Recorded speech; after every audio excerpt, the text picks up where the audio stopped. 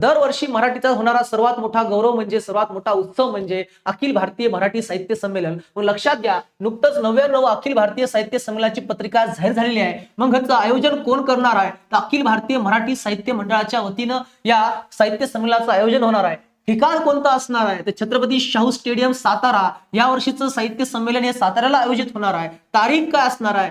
1 ते 4 जानेवारी 2026 दरम्यान हे साहित्य संमेलन पार पडणार आहे. संमेलनाचे अध्यक्ष फार महत्वाचे आहे. दरवर्षी अध्यक्षावर प्रश्न येतो. मग संमेलनाचे अध्यक्ष असणार आहेत विश्वास पाटील, ज्यांची पानिपत ही कादंबरी फार प्रसिद्ध आहे, म्हणून त्यांना आपण पानिपतकार विश्वास पाटील म्हणतो. स्वागताध्यक्ष असणार आहेत शिवेंद्रराजे भोसले, जे आपल्या महाराष्ट्राचे मंत्री आहेत. त्यानंतर उद्घाटक असणार आहेत डॉक्टर मृदुला गर्ग.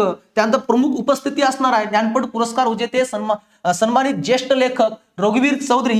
किती वर्षांनी इथं साताऱ्याला हा आयोजित होणार आहे? तर 32 वर्षांनी हा साताऱ्यामध्ये डबल आयोजित होत आहे. यापूर्वी 1905, 1962 आणि 1993 मध्ये हे साताऱ्यामध्ये हे संमेलन पार पडलं होतं.